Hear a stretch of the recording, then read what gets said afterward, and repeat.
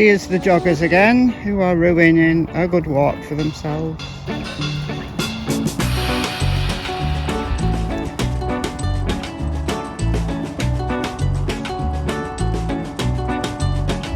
Even Tilly can't be arsed chasing him. Good morning everyone, it's Saturday, it's Michelle here.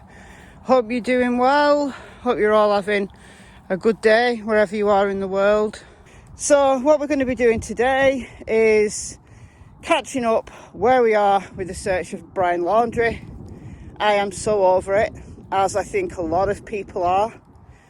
You know, the police have been there and they've had dogs, they've had drones, they've had helicopters, they've had the works. What are you doing in there? That is fenced off and that is private property. Dear me, every time I come down here, that's where she goes. I'm over it. They've been there a month. But let's catch up on where they are, what they've been doing over the last couple of days. And also, I want to share some positive messages from Gabby's family, because they have been the epitome of grace, the epitome of positivity in the most horrific of circumstances, and my heart goes out to them. But also I want to just give them a huge shout out, because they've just been fantastic. You know, Don and Candice Wells could learn something from these guys. So the search for Brian Laundrie, it kind of like wound down, but it's done this before. They've done this before over the month that they've been there. And then they come back with new teams, new dogs, you know, and the buzz, if we can call it that, about Carlton Reserve resumes in the media that's covering, and the YouTubers, including myself, that's covering this case. Oh, they've got a bigger camper than the Laundries. This ground is soaking. So apologies if the camera's shaking, but I'm having to choose my footing very, very carefully. A couple of days ago now, K9 teams were seen there at Carlton Reserve. This included cadaver dogs, so this created a little bit of a stir. I found an interesting article that was posted by True Crime Sushi on her community wall. I found it very, very interesting. I'll leave a link to it in the description box. And it's about the cadaver dog teams that are available in southern Florida. Now, I don't know whether it's this particular team that has been there, but it's interesting. Let's put it that way. I'm interested in dogs and search dogs, as you can probably tell. I've done videos about search dogs in relation to the Chris Watts case, and you know, the flaws in their search, and more recently the Wells case. Well, read it carefully. They detail all the different ways that search dogs can pick up the scent of death, which is mainly a molecule called cadaverine, which is produced when a certain protein in the body breaks down. It's not the only scent that cadaver dogs are looking for, but cadaverine is that, you know, the stench of death that you don't need a cadaver dog to smell. You know, I smell it sometimes, you know, coming from the bushes. You know, there'd be a dead rabbit or a dead stoat or a weasel or something, and it's so noticeable, you cannot miss it. But if the remains are historical, they're buried, or a body has been there but it's been moved, etc., then the human nose cannot detect the scent of death in those cases. But dogs can. A well-trained and a dog that's good at his or her job can scent, you know, literally molecules of death, with minute quantities of death. But what is interesting in this case is that they have dogs that can scent death or human remains in the feces of other animals. So if this is the team that has been there at Carlton Reserve, and I don't know whether it is, I just find this interesting, as I said, then the dogs could pick up the scent of death in alligator feces or other animal feces that are there in the reserve that might eat a body. You know, the cadaver dogs are trained to ignore the death smell from other species of animal. They do get confused with some animals. Like pigs, apparently have got a similar protein structure to us, and they smell very similar when they die. I mean, the stench of death is the stench of death, and dogs can make mistakes, but the really good dogs can discern, you know, human remains. But when it's embedded in animal feces that is masking that smell, that dogs can still pick that up, or at least well-trained dogs can, and good dogs can do that, I find absolutely astonishing. I really do. So, you know, it's just something that, you know, made me go, as to, you know, why they might have brought a new team in. I don't know. Look, I'm giving law enforcement some good grace here. I really am. Because I'm so over this, as perhaps you are. Why are they still there? Who else would they have searched an entire month in one place? Now, I know the place is big. It's 25,000 acres, so it's not like they've spent a month searching a little field like this. No. But in a month, surely, with all the equipment they've used, the drones, the helicopters, etc., if Brian was there, surely they'd have found him, or at least evidence. You'd have thought they'd have given up by now. So, you know, I kind of think there must be a reason why they are still there. One would hope that they're not, you know, they're not just there to save face because they don't know what else to do and they don't want to admit it. Because the amount of money that's being spent must be extortionate at this point. And I hope they're not just taking the word of the parents on this. I hope they've got more that we don't know about. Hopefully, anyway. There has been claims. Now, I can't verify this.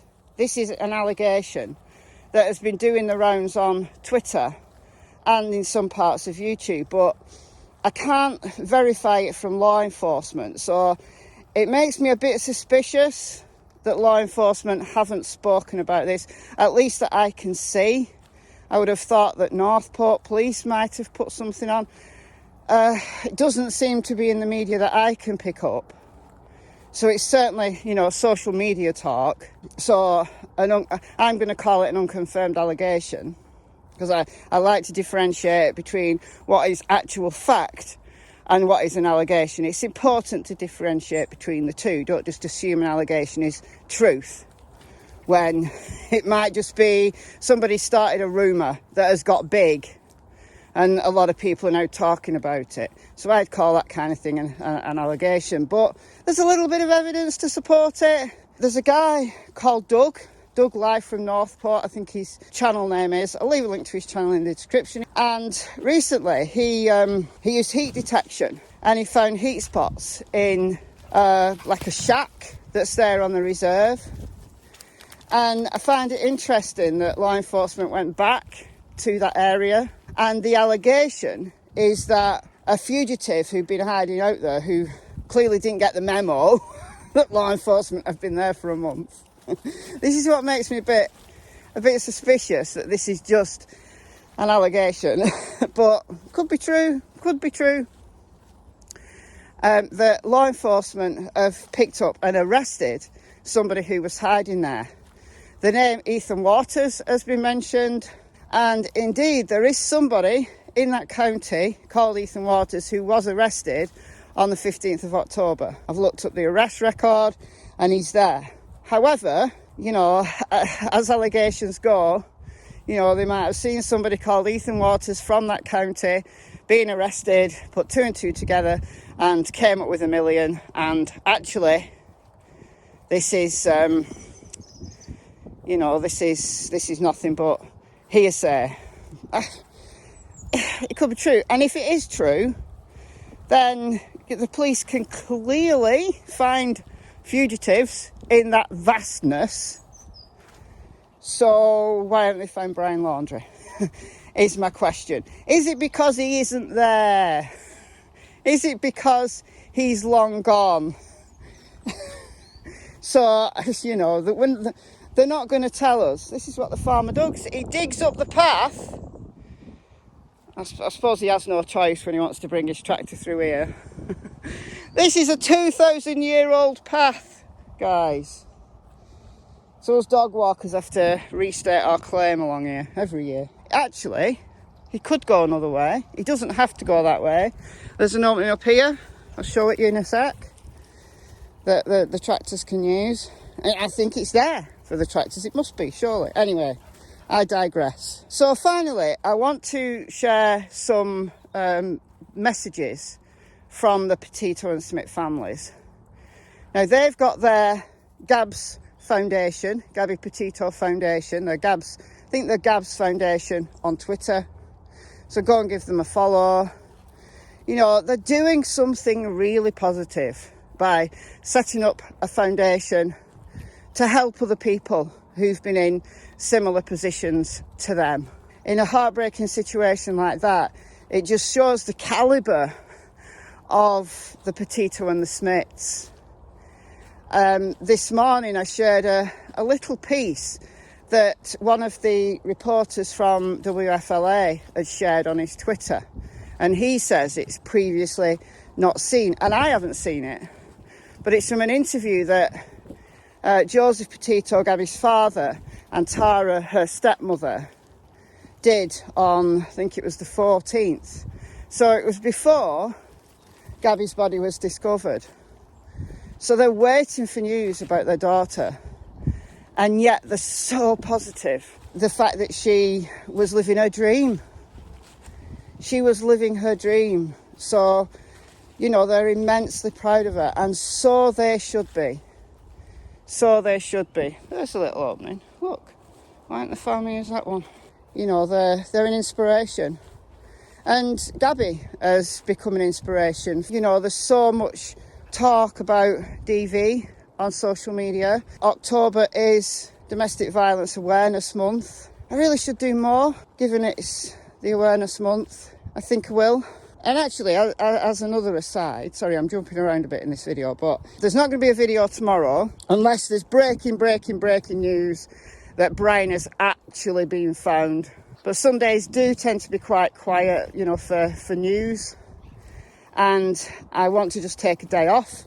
I want to do some research, spend a bit of time putting a video together that's a follow-up to the Candice Bly, Summerwell's mother, video that I did yesterday. I talked about attachment disorders and talked about how that can lead to inappropriate relationships, troubled relationships. So I want to go into some research on that because I know quite a bit about it. I don't want to dox myself, but I know quite a bit about it. So I'm going to be doing that. That'll probably come out Monday. So I want to, you know, get my research together and stuff for it. So there isn't going to be a video tomorrow. It'll give you, everybody, I've put so much content out lately, it'll give everybody an opportunity just to catch up on the videos on my channel that they've not had a chance to watch because a new one has come out. You know, just go back a few days and start from there if you want to catch up. You know, what more can I say about the Petito and Smith families other than you astonish me. You astonish me with your resilience and your care for other people, and the fact that you're able to, you know, even in these very early days when you are clearly grieving, you belong to the club that I do, where, you know, you've lost a child to crime. I'm in that club as well, and I can feel your pain, and it's so heartwarming that you're able to come online and show no bitterness, just be totally honest, and it's admirable. So I'm going to call it quits for today.